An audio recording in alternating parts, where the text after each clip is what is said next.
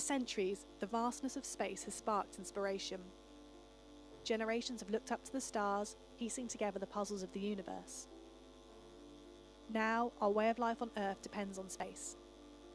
Satellites provide services we use every day, from food supply to 5G, enabling smarter ways to travel, work, and connect with each other. They help protect our environment and are powering a technological revolution in green energy, smart cities, and driverless cars. The UK Space Agency delivers key elements of the UK's national space strategy, harnessing the power of space to benefit our people and our planet. There are already 47,000 space jobs across the country, and this is just the beginning.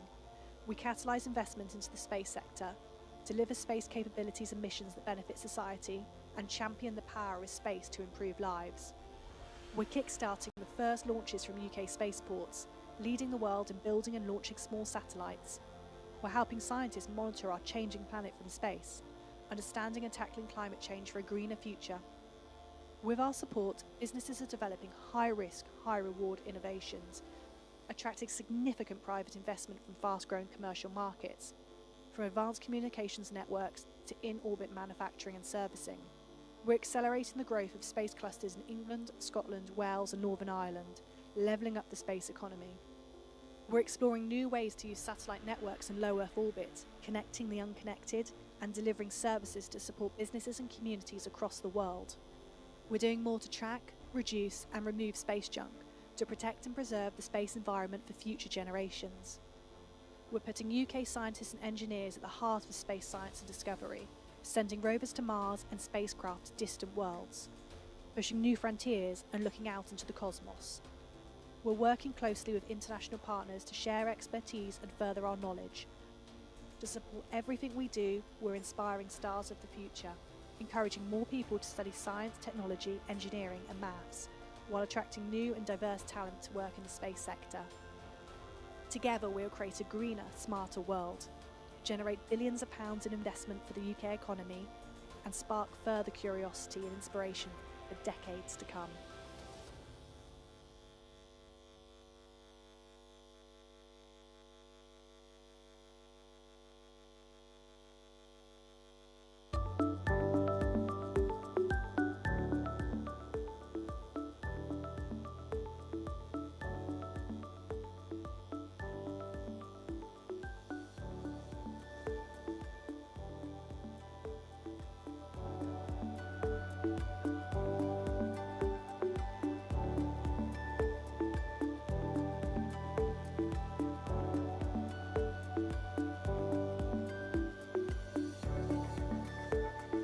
Ladies and gentlemen, a good afternoon to each one of you on the third and final day of Techfest Iit Bombay 2023.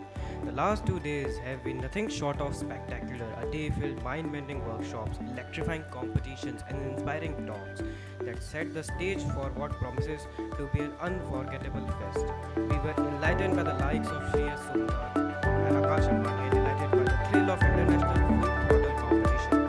While performers kept us at the edge of our seats, ozone artists and defend their identities with their spectacular performances. Now we invite you to savor the last moments of this incredible journey with today's lecture.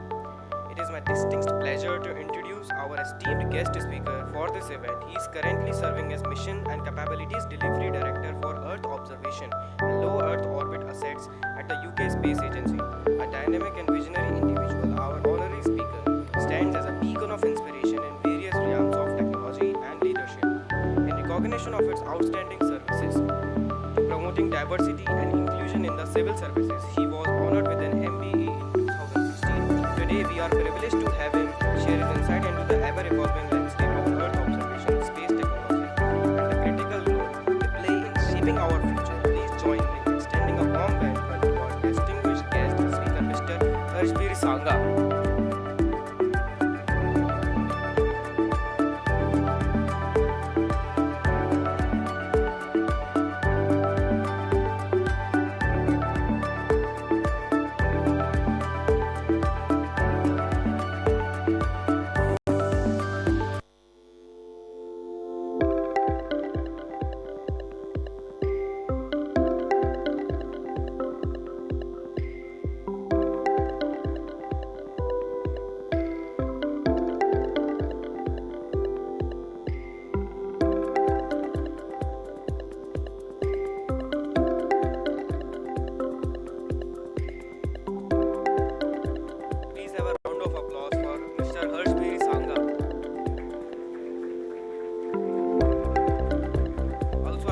invite our Techfest coordinator to hand the bouquet of thanks to our esteemed guest.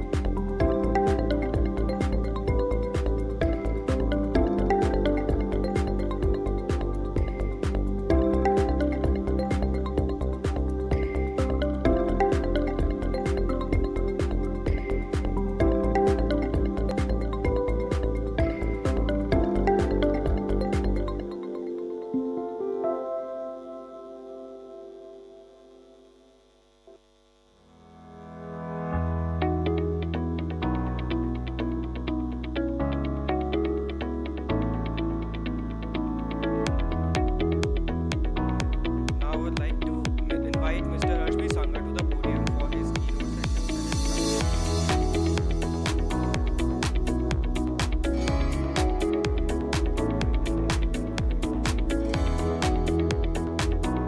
Hi, morning everyone. Thank you so much.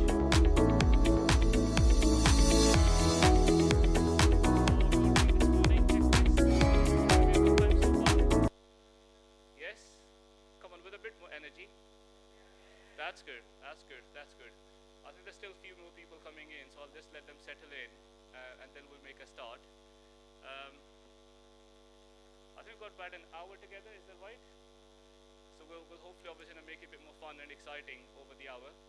But I think one thing I should say, you're not going to hear me talk for the hour at you. So let's make it a bit of an engaging kind of a session for us. And hopefully obviously we'll have a bit of a Q&A session at the end, so you'll get a chance to ask me any questions that you have. Can I ask another request, please? Can we change the lights, because I can't see anyone in the audience anymore. Hopefully you can see me actually quite clearly and bright, I guess, with this lighting system.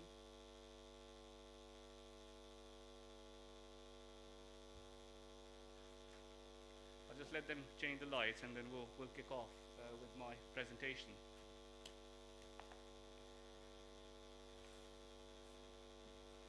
You can also check, how do I navigate the slides? Is there a...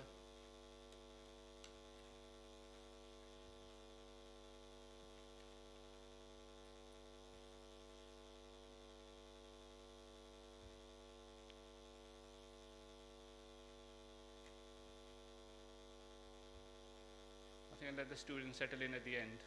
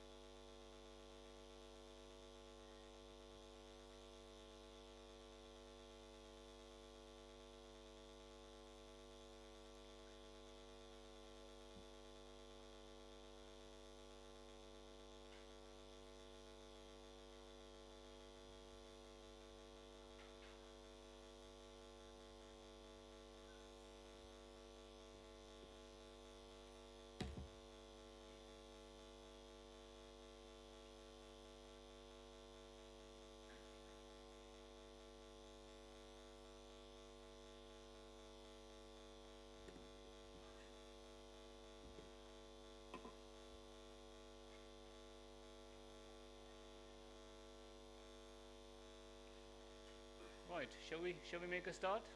Is that okay? Yeah? Brilliant. Right, good morning again, because I've got a whole new batch of people who've come over there. Students from a certain school, a few other schools, so great to have you here. And morning from me again. So I am Bir Sangha. I'm one of the directors at the UK Space Agency, and I'm quite lucky and actually privileged to work at the Space Agency. But I must say, actually, I'm even more privileged and actually quite humbled to have the opportunity to be stood here and talking to you this morning. I know this stage and those across this amazing institute have been graced by many of the great leaders, at least of my time, that I've seen growing up. Ex-president of India, prime ministers, a very prominent religious leader, and quite frankly, a number of academics, scientists, and many others who I've admired over the years have graced this stage and this institute. So I feel quite humbled to have this opportunity to talk to you. And I'm going to lower your expectations before I start off. I'm not an academic, a scientist, by any stretch of the imagination. I am a civil servant. And what I mean by civil servant is I am what I think obviously in Indian terms is an IAS official who has worked most of his life doing policy making in the UK government, and then got a chance to one day work in the space sector, which I'll probably talk to you as I go through my own introduction in the next couple of slides. But I do want to start off by saying a huge thank you to all the organizers at Techfest. I think it's an amazing effort, one of the biggest events across Asia, and actually coming here is the first time I've imagined that this is all organized by volunteers from different years at IIT. That's probably the first event I've seen which is done so successfully by the students themselves.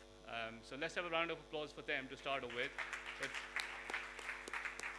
It wouldn't have happened without them putting in the effort, but equally, to all the faculty who I presume obviously sitting at the front, who are supporting them and guiding them to become the next kind of stream of leaders across India and hopefully obviously globally, I guess, because these institutes produce people who have done to become big leaders in many different places across the globe. Now, before I start off with my slides, can I just check, just give me, raise a hand. I'm going to ask a question. How many of you think you have used space since you've woken up this morning? I see quite a few people raising their hands. Maybe the students over there probably less so. That's good actually. If you haven't got a smartphone yet, it's a good thing, quite frankly. Because I wouldn't want my daughter or my son to have a smartphone until they're a certain age. But let me obviously dispel the myth. I think probably all of us can raise our hands and say we have used space technology since we've woken up this morning. You have traveled in a car, bus, whatever means of travel you've used. That's probably got some kind of a GPS system in it that's brought you here. If you've got a smartphone or any kind of a phone that's enabled by GPS. And we're going to use space technology because over the course of next hour you're going to hear from one of my colleagues who probably is going to wake up very, very early in the UK because it's probably no past than 4 o'clock or 5 o'clock in the morning. But she's going to dial in and talk to us and give her perspective of her journey from having started a career in ISRO, the Indian Space Research Organization, the Indian Space Agency, who you probably heard from yesterday. Mr. Somnath was here. And then she traveled and worked in the UK industry, and then we were quite lucky to catch her.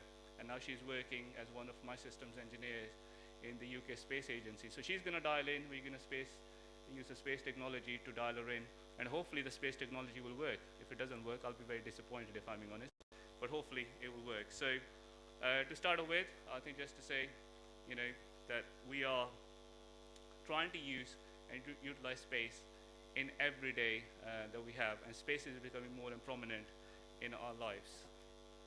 So let me start off with my introduction. That's a scary looking face, quite frankly, but I'll move on to the next slide, which is a bit more kind of manageable for me as far as I am concerned. So as I said, I'm not a space professional. I've become one over the last 5 years or so, but I'm a UK civil servant. With over 20 years of experience now, I'm feeling old, so I probably won't be standing up for too long. I'll probably want to sit down in one of those chairs. But across my 20 years, I worked in a range of areas in the UK government, doing social policy, doing economic policy. I worked at the heart of government, at Cabinet Office and other parts, where I worked directly with the Deputy Prime Minister, many ministers in my life. And then I've done quite a few different things internationally, doing trade negotiations with many different countries. I'd also led negotiations with the European Union on space. And that's how I kind of dropped into space. And my career has stretched over the last 20 years. And if I kind of go through my whole life, I generally say, obviously, my life has been a bit of a sandwich so far. So if you imagine a sandwich, do you all like eating sandwiches? Brilliant. So if you imagine a sandwich, it's got two layers on the side of it, which is two parts of the bread. And imagine a thick, whatever, filling you want and like. That's my career has been so far. So I did science at university, but then I never followed my career with science. I went into governments, I worked in social economic policy. And then in 2016, I came back into science to lead the UK's international science and innovation policy. And I come back from the field of kind of economic development and so forth. And suddenly I found myself doing science, and I'm like, wow, this is amazing. And suddenly all the things I've learned when I was growing up suddenly came back to me and said, well, I'm never going to leave this field, because this is where the next evolution for us as humans on this earth will come from. And that's actually all science. So since about 2016, I've been working in the field of science, doing international strategy, and then one day I got a call, and I explained to some of the friends I met actually in the room next door, talking about STEM diversity, that I actually dropped into the field of space. Someone said to me, come into space, do me trade negotiations. You can go back to your field of science, but I've loved space so much. I've stayed in space for the last 5 years. So a quarter of my career in the civil service is space. I got a few awards for my pains in the civil service. On my career, I got an MBE in 2016. MBE is a gong that you get, so I was quite lucky to still have the gong from the Queen herself when she was alive. It's actually a recognition for the work I do for promoting diversity and inclusion in fields across, not just in the civil service, but in the UK. And one thing which is really close to my heart is diversity. And what I mean by that is trying to make sure every sector, and it's not just space, it's science, economics, whichever sector you work in, it has got a right gender balance. And I see actually this room has got a lot of women in it, which is really, really good. But it's also got in the UK, for me, a right balance in terms of diversity from people from different backgrounds. So I'm obviously, as you can tell, from an Indian heritage. I was born in Delhi, and then I followed my life in the UK. And if you look across these pictures over here, and the reason I put them on, I think this tells you a bit of a journey in who I am. The picture I'm most proud of is the picture on the second from the top right, and that's my family. I think one thing I want to also kind of talk to you today, because I was given two objectives for this talk. One was to try and do a motivational talk to try and get you motivated for your lives and your career ahead, because you are students. But equally to tell you about space, and I'm going to try and do both of them in the next few minutes. But the one thing I must tell you, and the discussion also we're having earlier this morning, your life should not be all about work. It should be the right balance between family and work. And for me, finding the right balance has always been key. So I'm married to a lady called Dr. Harjinder Kaur, who you can see, and I've got a little daughter who's going to be 3 in a couple of months' time. And you can imagine coming here is always one thing I'm missing in my head, which is the time I'm not spending with my family. And that's obviously the commitment you give. But I'll try and balance it out over the next year or so and make up for it. But do try and obviously think about family and as you kind of develop your careers. There's a picture over here. One of the things I am really keen on, the reason I'm here, is try and develop a relationship with India. And let me just say it quite loud and straight. UK has got quite a keen interest in working with India and globally on space. We've got a few challenges, few niggles at the moment. But my discussions with Minister Jitendra Singh when he was in London, who is your Union Minister for Science and Technology, a really positive discussion, and we hopefully obviously will have at least a collaborative stage with ISRO over the coming months and years. And I also had a discussion with the ISRO chairman when he was here yesterday after his talk to what more we can do together. So that's kind of my journey. And the one thing we're going to talk about in my talk over the next few slides is also climate. What's the biggest global challenge that we face at the moment? Is anyone going to raise their hands and tell me about it? No? No? It's the climate challenge. It is the earth we live on. Go on. Global warming. That is the right word for it. So there you go. So the biggest challenge we have at the moment is global warming. And to be honest, we're all probably playing a part in it, but we are also the solution to it. So one of the things I've done, both as part of me attending the G20 in Bangalore earlier in July, is also attending the COP summit in Dubai a couple of weeks ago, where I presented and talked about what more we can do through the use of satellites to tackle climate action. So I think we should move on from me to space. And I think the thing about space is I've already asked you the question, I've already told you, we use space on a daily basis. In fact, obviously, many of you who are still checking your phones, you're probably using the space technology to enable that. One of the lines I used, I got interviewed by a magazine, probably, I think it was earlier in the year, probably Jan or Feb. And then they quoted me a line which said, "Our life on Earth depends on space." And if you look at the Twitter feed, I got a lot of stick for it. And it was literally, it dawned on me that people don't understand what space is doing for us on a daily basis. Because they literally were saying, well, how does a life depend on space? Space is for people who have got money.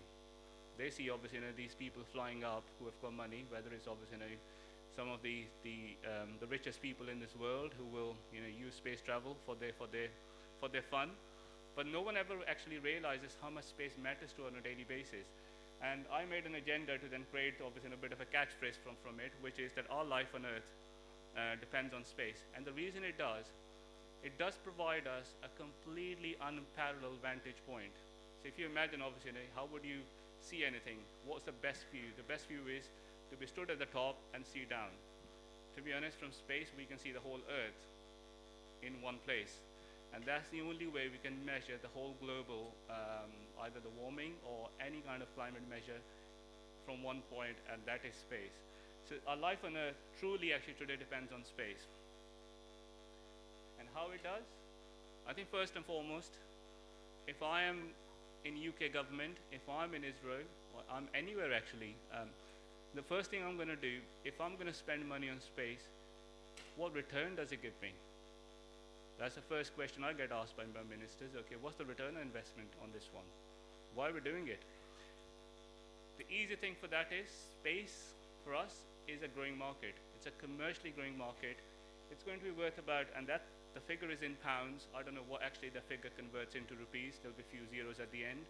It's going to be nearly 490 billion. That's probably today. It's probably going to be close to 500 billion by 2030. That's the market we're looking at. And if you look at the market, why won't you invest in it? Why won't you do more with it? So basically, we're using the space which is enabling our future through the lens of commercialization, through the lens of making sure there is return on investment. But basically, that is for one purpose, which is the social good. The social good is helping us as humans on Earth to either live a better life or actually have an Earth which we leave behind for our kids and so forth, to live beyond obviously what we expect at the moment due to the global challenge.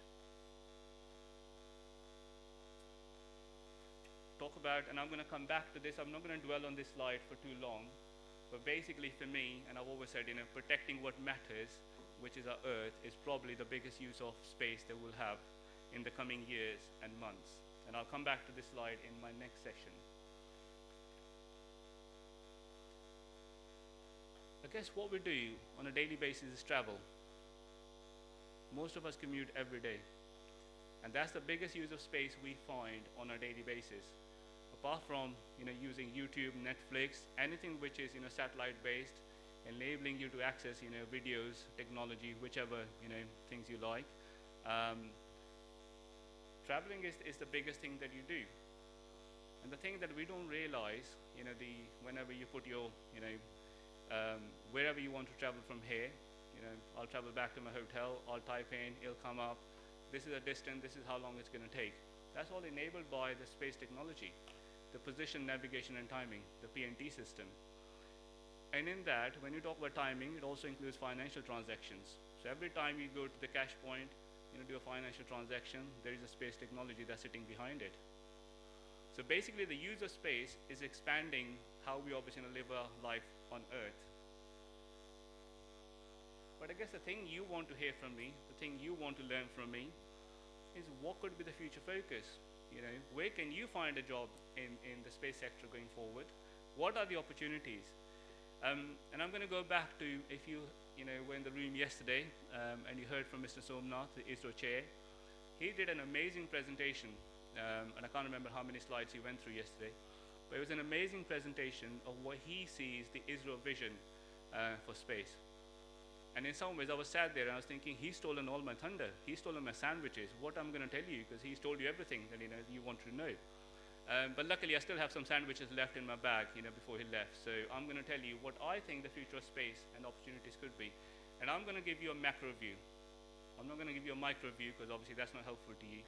I'll give you a macro view of what I see as 8 or 9 things that will make, hopefully, if you want to have a career in space, or even at the UK Space Agency, we're always recruiting, you're always welcome, that you can actually look into and explore for yourself. And I'm going to start off from what I think has changed the space forever for us. Now, if you imagine, about 10 years ago, we had few number of satellites in space, no more than about 600 or 700 in space. And they were largely geostationary satellites. The geostationary satellites are satellites which are in the geostationary orbits about 36 kilometers away from Earth. They're big satellites who move along with Earth and helps us obviously get the largely what I call the commercialization purpose, which is the telecommunications purpose they served. But what's happened over the last few years, low Earth orbit, which is about 1,000 kilometers, 1,000, 2,000 in between, that's changed the dynamic of space forever, I think. We have today about 7,500 satellites in total in space. I think it's about 7,700, maybe the latest data as of yesterday. And if you just put this into perspective, 85% of those satellites are now low Earth orbit. They are small satellites which you can launch in numbers together on one launcher. So you're not waiting for obviously what I normally call obviously you're waiting for a bus to arrive to actually take you from A to B. You can do a bit of an Ola thing, which is you can order your cab and say, I want to launch a satellite, it's a small satellite, take me from A to B. It will happen in minutes. So basically it's a quicker transformation of space systems in terms of launch. So low Earth orbit, which is where mostly the satellites are at the moment, it's going to start on creating more and more satellites in space. And if you look at a company called OneWeb, which we, the UK government, has got share in it, but India has equally got a big share in it through Bharti Airtel, OneWeb, because they have ownership and share in it. India has got its own market share with OneWeb. And OneWeb had got about 700 satellites in space, but they are planning another over 1,000. But then you imagine Starlink on the other side, which is the Elon Musk satellite system for navigation. They are planning thousands. And there are thousands which are coming through the Kuiper system, which is the Amazon Jeff Bezos system. So if you imagine those number of satellites in space, we'll have thousands in no time over the coming years. And that's going to change space forever. And the reason everyone's focused on low Earth orbit, it's cost, it's the efficiency, it's low latency because it's closer to Earth, quicker transfer of signals. But equally, if you're from a commercial market, why wait and put something in a geostationary orbit?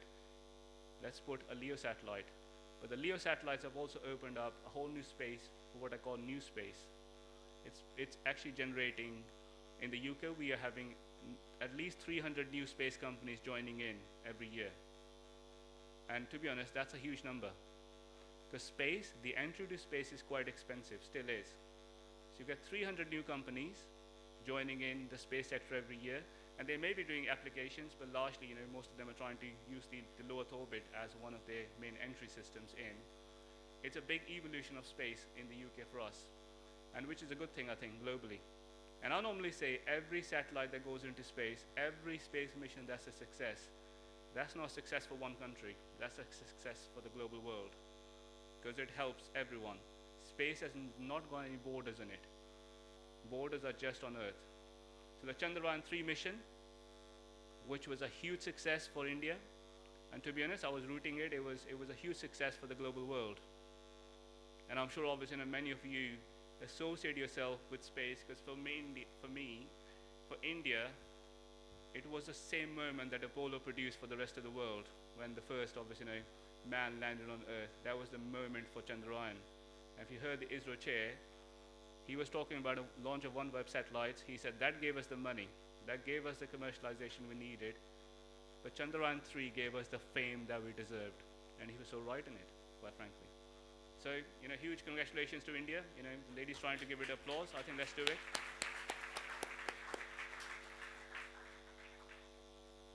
So low Earth orbit is probably where I think most of the dynamics are going to change. I've got a chart in there which just tells you who owns how many satellites by nation. I think I'm pretty proud to be number 3, if I'm being honest, not too far from China either, but quite frankly, I think this chart's going to change pretty quickly. Again, obviously, India's got 58 satellites. I think, if I remember correctly, Mr. Somnath said, India needs at least 10 times more and beyond. And quite frankly, I imagine India to get there in no time. So I think that chart's going to change pretty quickly. But then, I think US is still by far the number 1 when it comes to space. The second opportunity I see is Earth observation. And Earth observation in my portfolio is the biggest portfolio I have, and I've got quite a few things which I lead on. But this is also the portfolio which gives us probably the most amount of social good back on Earth, apart from telecommunications. If you imagine back in 1959, the first picture was taken from space of Earth. I just want to imagine that was back in '59. Today, 2023, got over 1,000 satellites who are doing Earth observation, one way or the other. That's the difference. There was a global race for Earth observation. The global race is still on for Earth observation. Every country wants its own sovereign capability. They want their own satellites.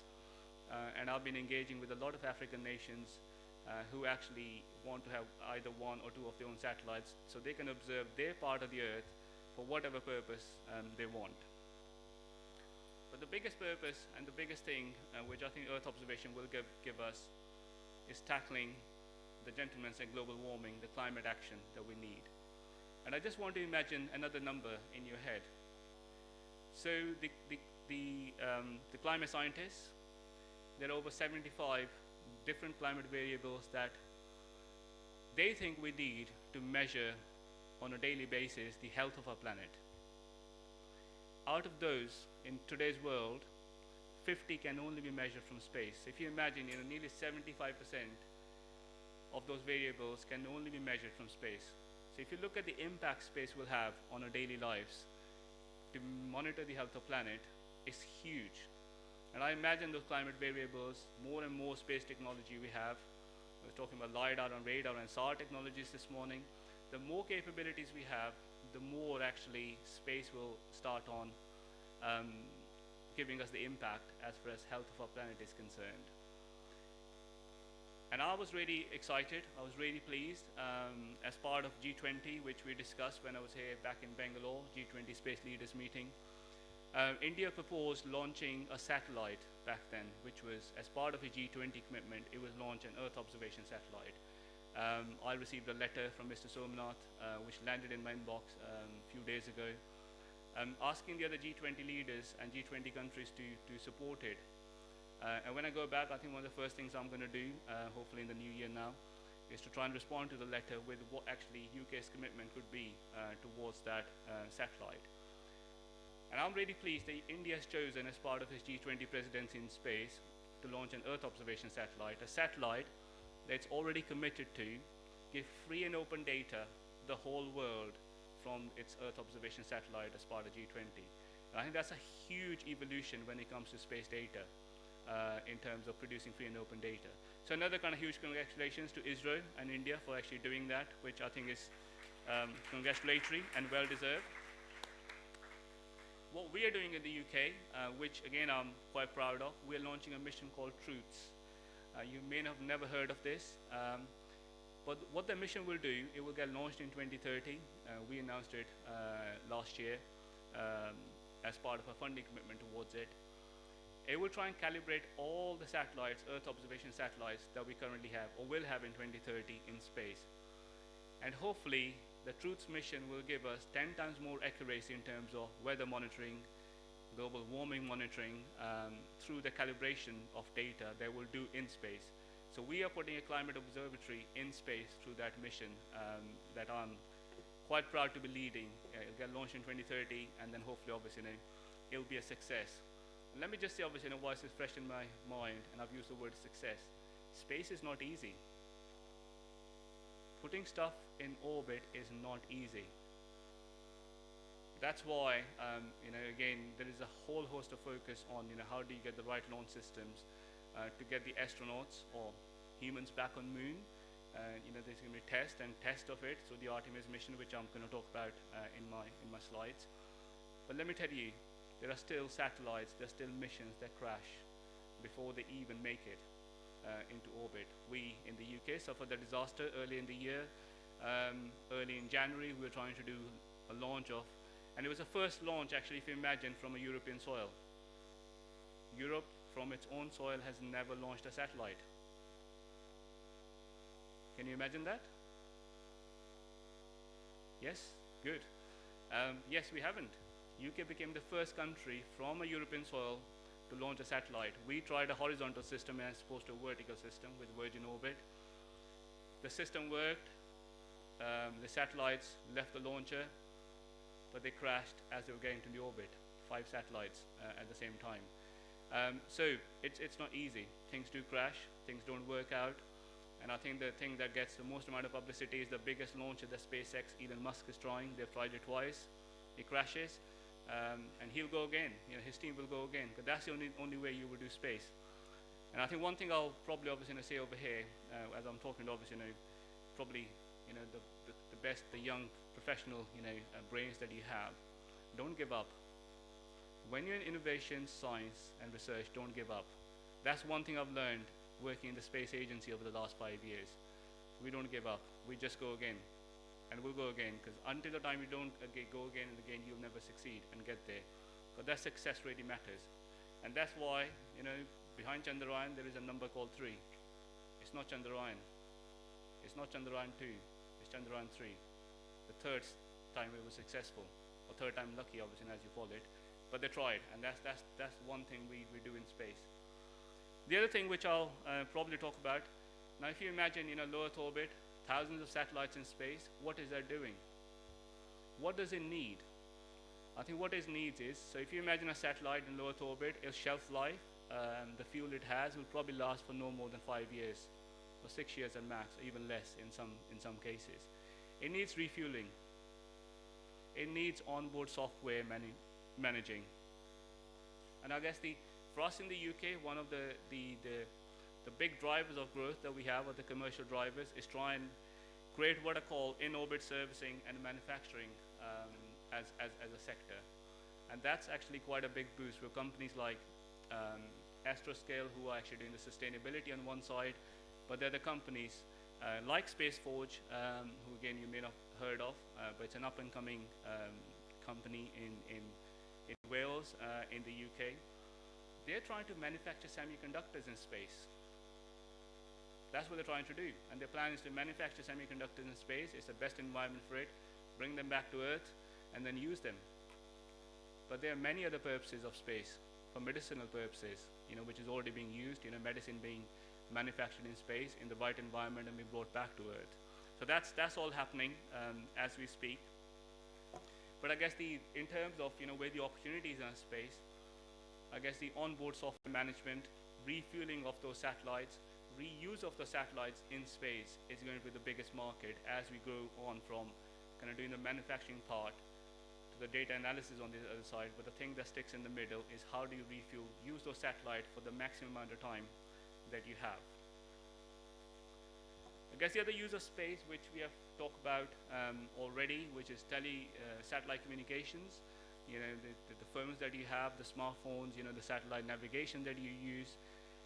This is the biggest commercial driver at the moment. So this is where the revenue comes back into space. This is why people are doing the low Earth orbit satellites, whether it's Starlink, whether it's OneWeb and Kuiper in the future. Their whole focus is satellite communications. And I guess the biggest evolution and the biggest use of these systems is going to be trying to provide broadband across the whole of the country, whether it's India, the rural parts where you can't have fiber optic broadband because it's not commercially viable for a company, whoever it is.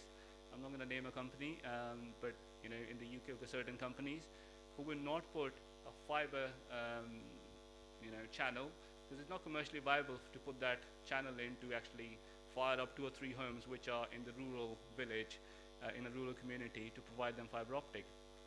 What is the solution? Space. So OneWeb and other like Starlink, it's a commercially viable system that people use to have broadband in rural areas. And I heard actually maybe a couple of weeks ago that India or the Indian government has done a deal with OneWeb, which I'm really pleased about. That is OneWeb, to provide broadband services to rural communities in India. Right? That's going to change life for many, many people across the whole of India in the coming months and years as the space technology gets even more prominent in its use. And I guess the thing that we are, again, focused on in the UK is a dynamic market for small-sided manufacturing. So what we're trying to do is try and create complex payloads for these satellites to support them, whether it's OneWeb and other satellites. I guess the other channel, which I think where everyone is now focused on, which is lunar economy. That's the word I use or we use in the UK. But this is big. We talk about lunar economy, and I say obviously this is what we use kind of to get to Mars. So use moon to get to Mars is what the lunar economy is for me, or at least in my eyes. Now NASA has got its Artemis mission. They want to put humans back on the moon. Hopefully, obviously, if they're successful at the tail end of 2025, that's their start. And then also heard obviously Prime Minister Modi and we heard from the ISRO chair that India has got its ambitions to put the first Indian on moon by 2040. So I think that's a really good ambition. The more we can do collectively in the space, the better it is for our scientific endeavors. I guess the thing I just want to touch on quickly in terms of lunar economy, what we're doing in the UK, again slightly innovative. So if you imagine the moon, it's going to have at least 1,000 missions to it in the coming years. That's the kind of big announcements that people have made across the globe. So if you imagine 1,000 missions to the moon in the coming months and years, what does it need? It needs a really good telecommunication system. So we in the UK, we launched a program called Moonlight, is what the program is called. And if you imagine, we've got the Wi-Fi system, at Earth, we're going to do a similar system on the moon. So whoever's using moon for its exploration or whatever channel, it can use that satellite communication system. So we're going to create a bit of a web of satellites across the moon to provide it that coverage that it needs for the global world. And to be honest, if you think about it, that's from 2 channels. Thinking commercially, that we will have a commercial access to it as far as the missions go. But equally, it's providing the service back to the global world that you can actually be assured of secured connectivity whilst you're there. So whatever mission you have, it will be a success through the channel. Oh. I think this has stopped working, but if you can flick to the next one for me, please.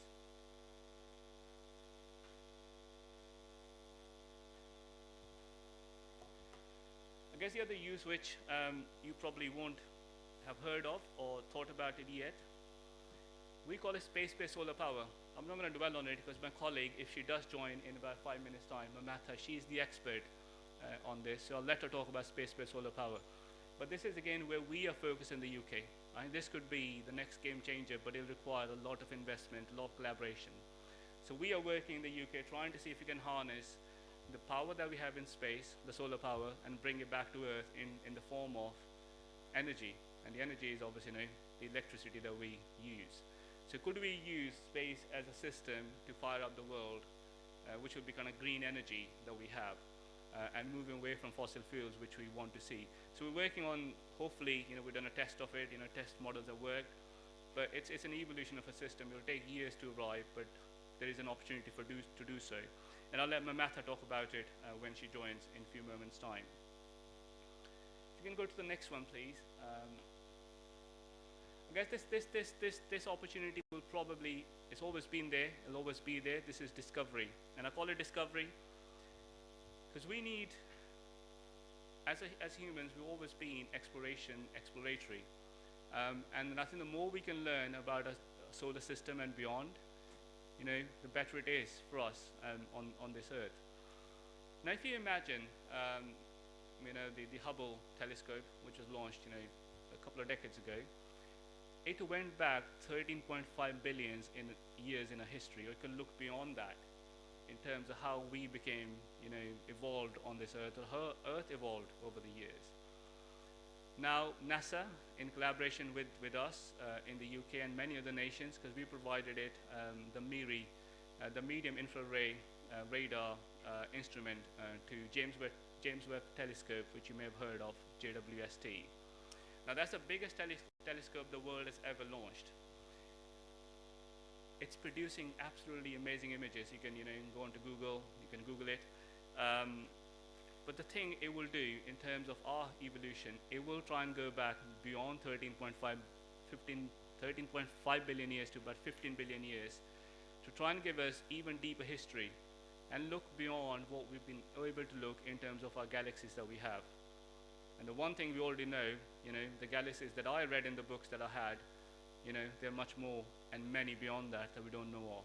So the science is evolving, and it's thanks to space that it's happening.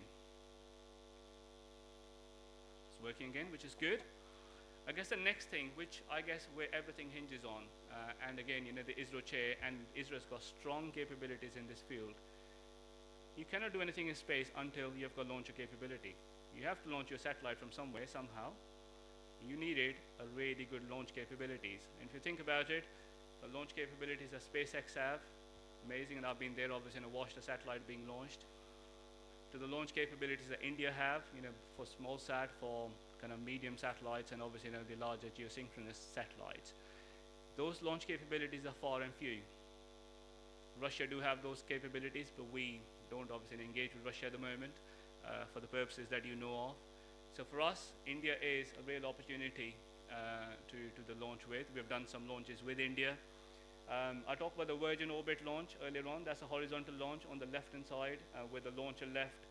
That's a big plane that the Virgin had, especially bespoke made by Airbus for the launcher capability. In the middle is Israel's launch capabilities, and on your right-hand side is SpaceX. So basically, we do have the launch capabilities, but launch capabilities need to be evolved, and they need to evolve to make sure the next humans can land on Moon. So that's the kind of next transition that one needs. And those launch capabilities also need systems that can bring samples back to Earth. That's the biggest challenge we have. So whatever capability we have at the moment, it's very good at taking stuff to wherever it needs to. It can't bring back because you won't have enough fuel or energy to bring it back, and then bring it back into the Earth's orbit and be able to use it. So there are there are a number of challenges when it comes to launch, but the good thing is that's where the next opportunities lie, in able to design the next kind of propulsion system or the next rocket. And quite frankly, give it a go. Why not? Your students, think about it. Try and launch a rocket. That's the first thing I tell students. That's the first thing you can do. Light it up and see how far it goes. That's how humans have evolved in its thinking. I guess the other thing we have is, so if you imagine the space sector as a whole, only about 25% of it is manufacturing, or satellites, or the launch, whatever the whole infrastructure is, what you see in space. And the only reason anyone will ever do space is to get data back on Earth. If you don't get data back on Earth, space is of no use to you or to anyone. No government's ever going to invest in it. No company's ever going to invest in it. It's only that it's used to you, you will do it. So space applications is the biggest market, is 75% of the space sector globally. India is trying to, again, obviously improve in their sector. And the reason I'm saying this, if you think about new space companies coming in, people doing data analysis, that's where the biggest opportunity is.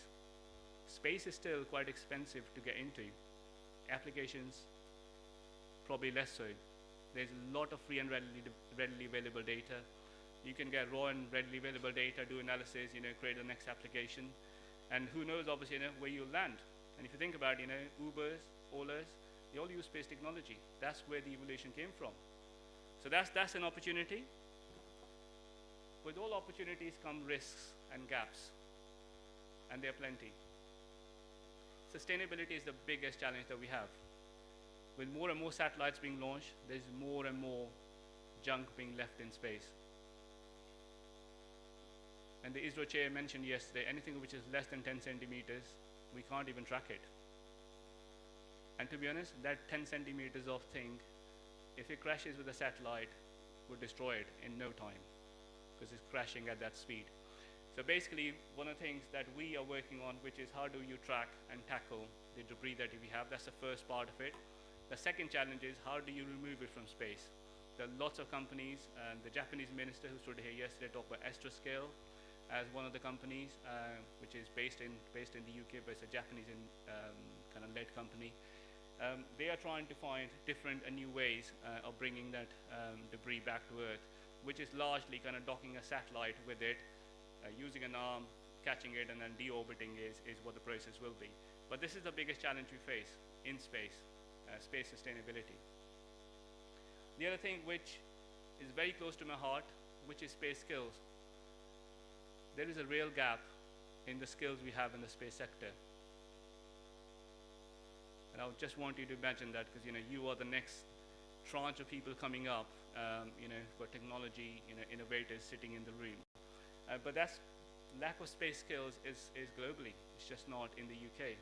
ISRO chair mentioned yesterday, do try and come to Israel if you want to work there. And I'll say the same thing. There are opportunities in the UK Space Agency if you ever want to. But the main thing is, I think in terms of space skills for me, I want to see space where everyone and anywhere in this world can get a job in space. You should not need to go to US, NASA, UK, Russia, wherever obviously think it is, or Israel, in Bangalore. Space should be anywhere and everywhere. Why not, like other sectors? That's first thing. The other thing is obviously space needs to be diverse. And I always tell this story, one of the things I find when I joined the space sector in the UK, it wasn't very diverse. Very male-dominated, very white, from where I am, which is not good either. So one of the challenges I've taken on as the diversity and inclusion champion for the UK Space Agency is try and make it more diverse. So we've got more female engineers coming into the space agency, got more female engineers joining the space sector in the UK. And we are changing the dynamic. I think the space agency was 5% diverse. Today we are over 30% in the last 3 or 4 years, and I think that's a step in the right direction. So I'm really pleased that obviously we are doing some things about it, but the main thing here is the skills agenda as a whole. I've got a few slides which are talking about the role of space agency. I'm not going to bore you with them because you've already seen the video hopefully at the start of it. But this is where UK is investing its money. And if you look at those things that I've just talked about, those are the 8 priorities we have. So we're already kind of targeting our money to where actually we think the real opportunities are, the opportunities I've talked to you about. And this money is over a course of this kind of spending review for us, which is 3 years. So that's what we do in the space agency. We're trying to bring UK to the new space age. What I'm really excited about is you to hear from Amatha, and then we'll have a Q&A session. Mamatha is one of our systems engineers, as I said. She's done the journey from ISRO to the UK Space Agency. So we'll see if we can get Mamatha online. Is that, because she's dialed in to the Teams call. She's messaged me. So can we try and project her on the screen?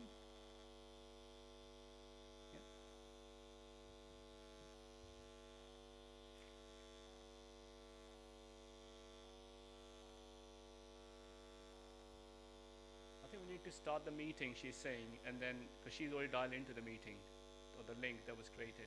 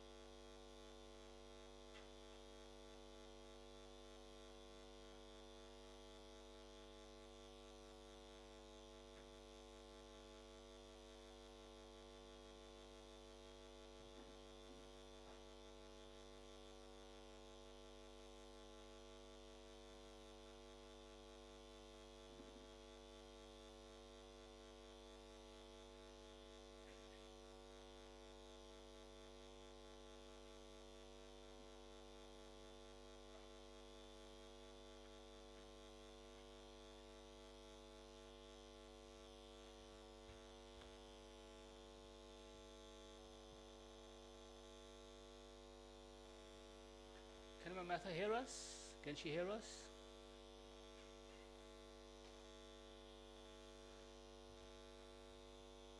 Mamatha, can you hear me? Oh, she's not actually coming on. I think that's your microphone. So we need to project her on the.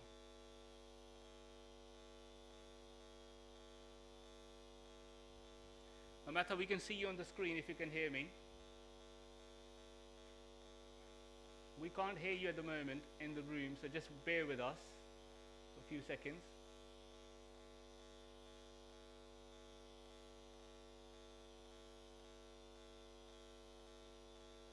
I think if you go to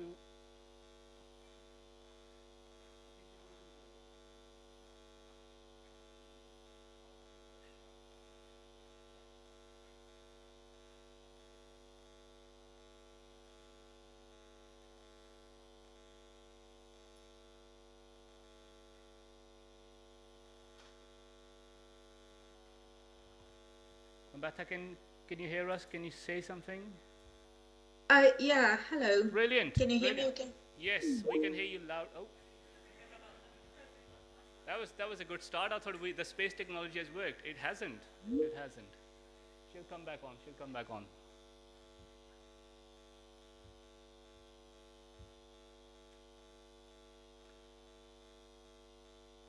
Mamatha, can you hear us? Can you see us again? Yes, I can Brilliant. still hear you all. Brilliant. I think so maybe you can't see anyone in the room. Is that right? No, Yeah, sorry, you're on a small camera on the other side, so you can't see anyone. And apologies, Okay. you are talking to the blank screen. But we can all see you on Okay. the screen and we can all hear you. So what I was Okay. going to ask you is actually, people are really excited to hear about your journey from Israel to the space agency, the UK Space Agency. But the slides that you have, could you share from your side if you're able to? If not, you can just talk through them. I can share my slides, not a problem. Yeah, if you can share your slides and then if you can take them off afterwards, you're finished, then we can do a Q&A session together. Okay, so do you So want me shall to I start let you, already, or? please, start. So I'll let you introduce yourself, because I've only told them who you are, but you can tell them all about yourself. Can we have a round of applause for Mamatha? Because if you imagine, she has woken up bright and early on her day off to join because she really wanted to. So she woke up at 5 in the morning. When you get day off, it's dark, it's cold in the UK, but she's making an effort. So let's give her the time that she deserves. Mamatha, over to you. Thank you. Are you able to see my screen? Yes, we can see your screen. Okay, brilliant. Good afternoon, everyone. Sorry, Ashbir, I've got some echo. Yes, there is some echo in the room. I don't know if that is, the system. They're working on it. But if you carry through, we don't hear that much echo in the room. Okay. Okay. Madam, All there's okay? still echoing. Okay. Good afternoon, everyone. So nice to see you all virtually. I can actually now see you all.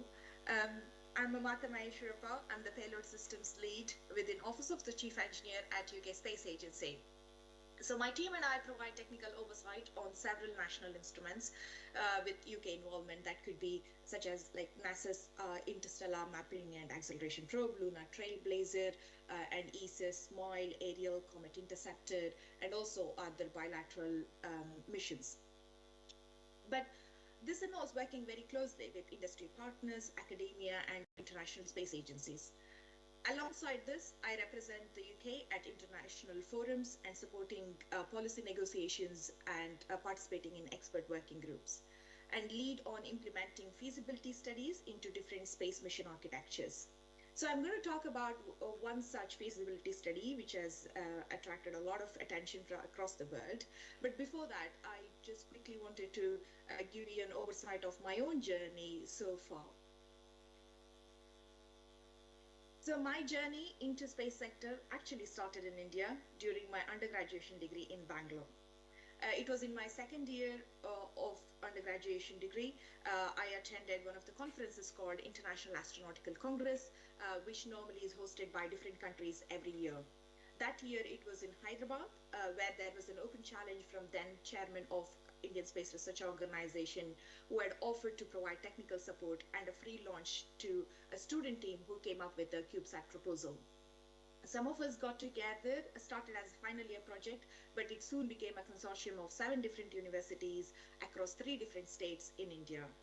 So we were initially a team of 60 plus students who designed, built, tested, and launched the first Indian pico satellite, which has entered the Limca Book of Records. So the uniqueness of this project was that it was a complete self-learning experience, as we did not have space engineering as part of our curriculum. This project not only helped me to lay a strong foundation to my career with cradle to grave experience of building, testing, and launching a satellite, but also I learned to build effective teams, write proposals, get funds, building facilities like clean rooms, electronics labs, and ground stations, working to ISRO standards, and handling reviews. And also, alongside this, I published several papers and presented in conferences, which gave me an additional exposure to opportunities around the globe. And one such was, again, in the UK. I attended a conference where I learned more about UK universities and academia. I wanted to study further, so I moved to the UK to do my master's in space technology and planetary exploration at University of Surrey, and also continued to do my PhD on software-defined radios, again, at University of Surrey. I also got an opportunity to work on several Surrey Satellite Technology Limited projects. So Surrey Satellite Technology Limited is a spin-off of University of Surrey. You might have heard about them, and which again strengthened my skills and hands-on experience on building satellites. So after that, I joined Kinetic to work on European Space Agency's ExoMars transceivers, that is, which is going on the Rosalind Franklin rover, which is on the right-hand side, and then on other ESA projects, such as frequency monitoring payload and lunar communication pathfinder missions. Following that, I moved to RAL Space, which is one of the departments within Science and Technology Facilities Council. So what we call arm's length bodies, which is a non-departmental public body, where I got to work on, again, a few ESA missions, Sentinel-4 and Sentinel-5 test campaigns, and I was also the technical lead on a quantum key distribution satellite project that you can see on the screen, which was an international research-led project between Singapore and the UK. Alongside that, I got to represent UK in several international forums as well. So apart from my technical job, I'm also the co-chair of Women in Aerospace UK committee. So Women in Aerospace Europe is a non-profit organization committed to promoting female talent and leadership across all levels of the European aerospace sector. So we aim to encourage change through best practices, sharing research and relevant resources. We also make best talent visible and professional opportunities accessible. We support our members through professional development, mentoring, community building, networking, and relevant resources. So this year, I've got three objectives. One is to have leadership at all levels and networking, and a third is intersectionality. So what I do is I host events and invite speakers to address some of these challenges that we are facing in the professional world. So as I promised during my introduction, I was going to talk very quickly about one of the interesting studies that I'm leading on, and it's a concept called space-based solar power. So this was first described by Peter Glaser in 1968 and patented in 1973. It is basically to collect power in space using photovoltaic cells and then transmit it back to Earth using either microwave or laser beam. Since then, there have been several concepts. It could be like MR-SPS in China and SPS Alpha in US, but in the UK, we have our own concept called Cassiopeia, and that's what you're seeing on the screen. This is developed by a person called Ian Cash at International Electric Company Limited in the UK. So the question is, why in space? We have this energy already on Earth. So as you all know, we do use some of the solar energy on Earth, but that is only 1 to 2% of the energy we are currently using. Even if we were to scale it up, there are challenges due to reduced solar flux that reaches the Earth, which is only quarter of what we receive on the Earth's orbit, and harnessing it 24 hours a day is a challenge because the solar power remains attenuated due to cloud, weather conditions, different variants of latitude, and interrupted by the day and night cycles. So these could be mitigated by having this space-based solar power in higher orbits, preferably in geosynchronous orbits. So some of the driving factors for a new form of renewable energy are that on one side, we have a high demand for energy, which is increasing day by day with the modern lifestyle. And currently there are still around 2 billion people who have no access to electricity. And this demand is only going to increase, and it is expected to increase by twofold by 2050 with the increasing population. On the other hand, the recent events around the world have raised concerns over energy security and, most importantly, the raising fossil fuel-driven greenhouse gases. So if we were to achieve carbon neutrality even by the end of the century, the studies suggest that 90% of the energy must come from renewable or nuclear sources. So while scientists have recognized the potential of space-based solar power for decades, the cost implications have always meant that it was not affordable. But now, thanks to rapid advances in lightweight solar panels, wireless power transmission technology, and lower cost in commercial space launches, such as Elon Musk's SpaceX programs, the budget could be within reach. So, and the robotics can eliminate the need for having humans to build the structure in space, which again helps to bring down the cost. So although this is an exciting opportunity and has a lot of potential, we are still at the early stage. There are several challenges that need to be understood, especially with the complexity of building such a huge structure in space. As you can see on the screen, the biggest structure we have on Earth is Burj Khalifa, and we are thinking of building something that is twice as big, and also that in space.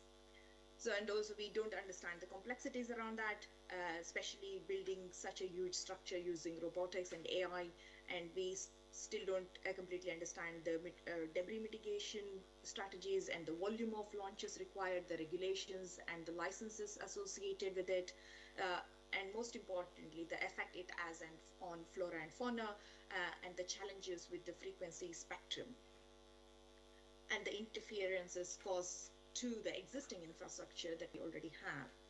So in order to address these, we in the UK have got several initiatives.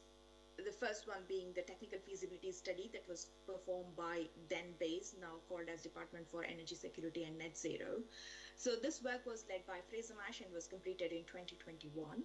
Following that, we in the UK have joined up space, that is UK Space Agency, and DESNZ, Department for Energy Security and Net Zero.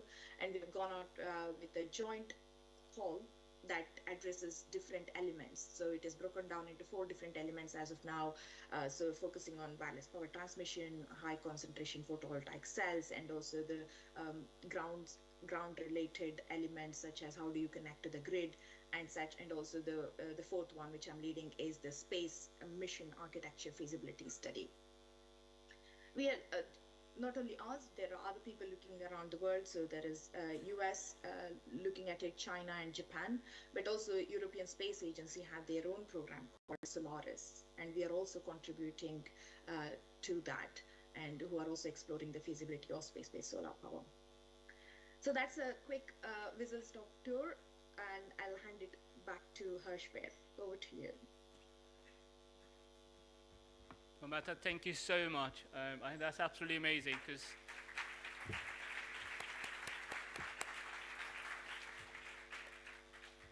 not only we've heard about your journey, but you've also given us a bit of an insight into space-based solar, which I think is quite exciting.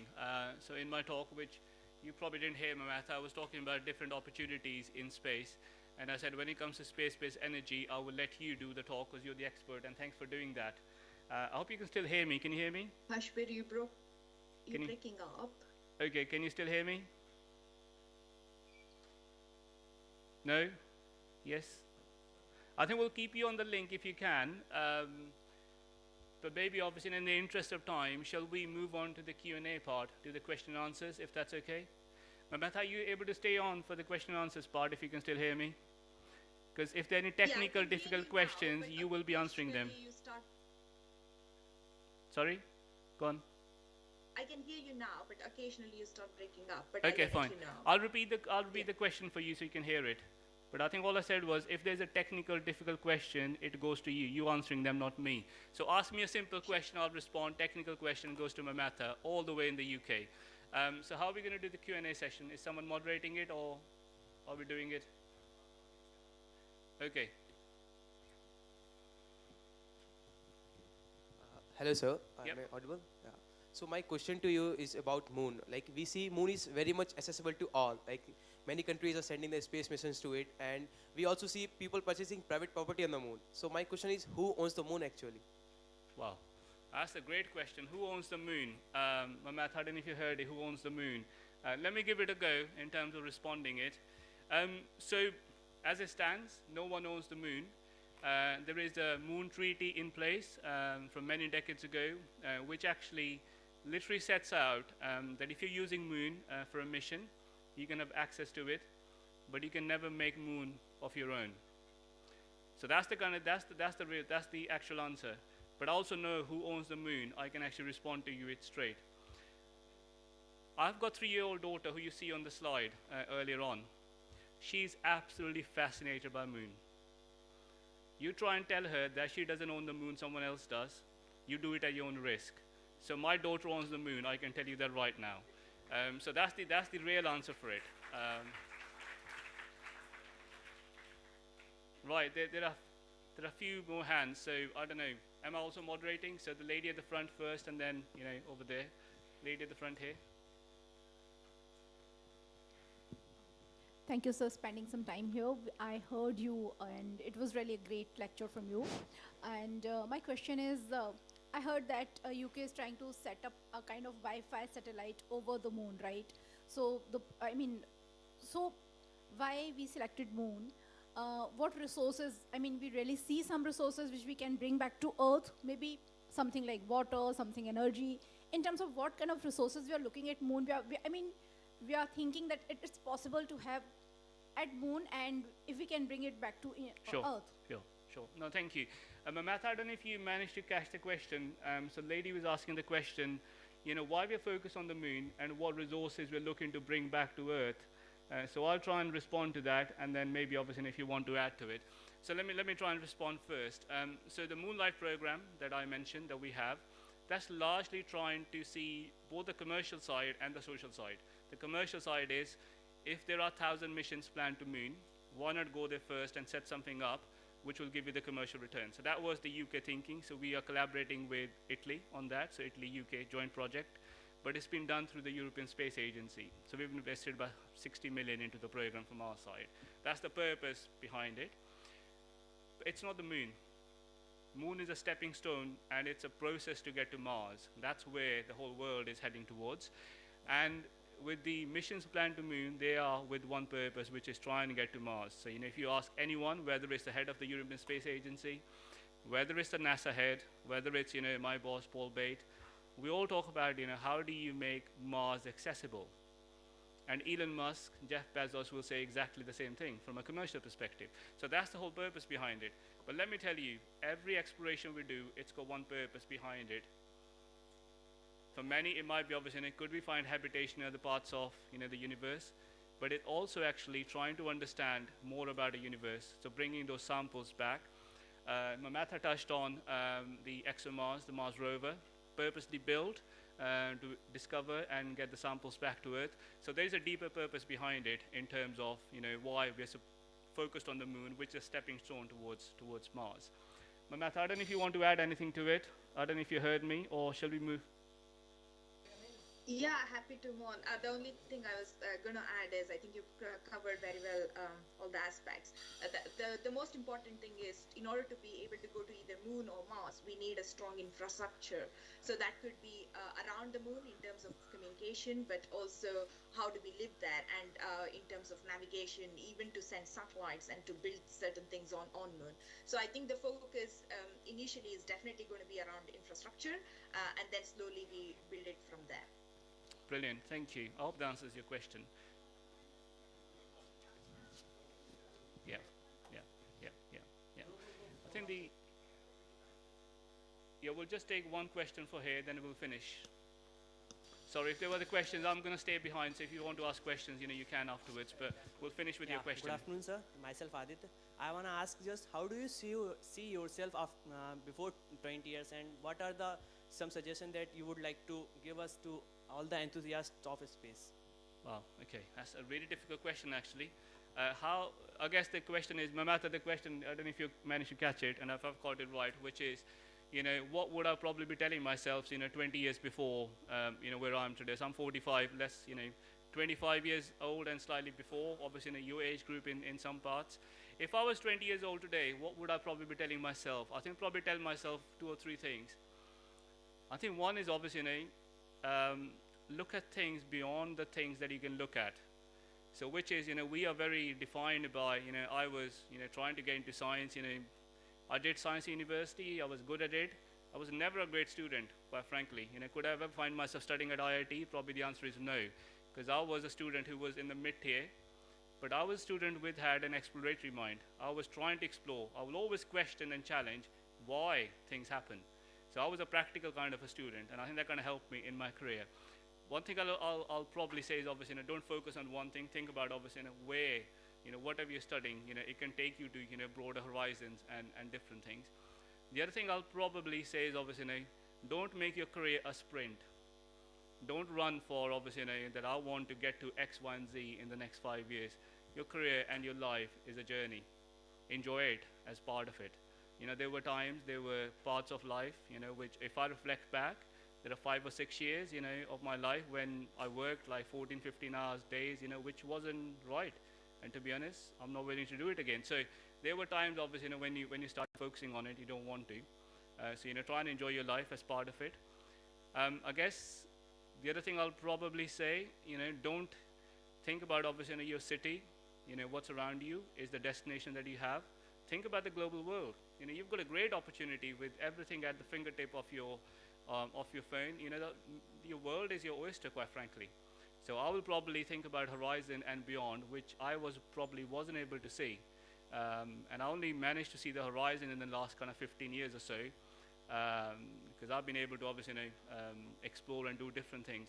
And one thing, I don't know if you managed to catch on my slide, which I think Mamatha is doing exactly the same thing, because her and I were having a chat, before we were discussing this, how do we coordinate ourselves. One thing we're discussing, we're both working on an assignments together. So I'm doing, studying at University of Oxford, which I want to study at the Side Business School. So I'm trying to learn how do you lead really big, complex programs. So I'm studying at university as part of what I do. Mamatha is doing a Futures Leader Scheme program, so she's doing an assignment on that. Make studying as your lifelong learning. That's what I would suggest. Never give up, because you can always learn more and more. Coming to IIT, quite frankly, it's a great opportunity you have. You are the best brains that exist in this part of the world, but don't limit yourself to IIT.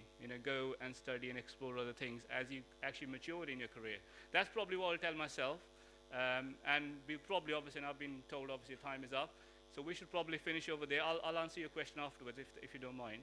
So we'll probably finish over there. And I'll just say, obviously, a huge thank you to you for making your time. Mamatha, huge thank you to you in the UK as well. And I wish you all a very happy new year when you get there, and I hope you obviously have a productive year in 2024. Thank you. Thank you very much. Have a safe flight back home. Nice seeing you all. I would like to take a moment to acknowledge and praise our esteemed speaker for delivering a truly captivating and insightful speech. Now I would like to call upon the Techfest manager to hand over the memento to our esteemed speaker.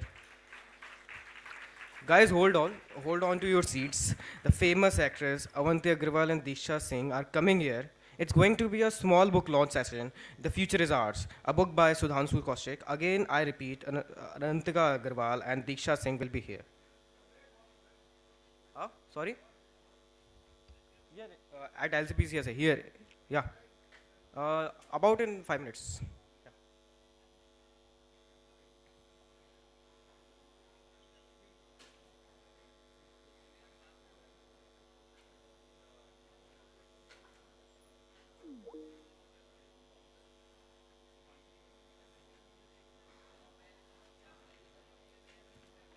Excuse me, I really want to share that please hold on to your seats. The famous actress Avanti Agrawal and Diksha Singh are coming.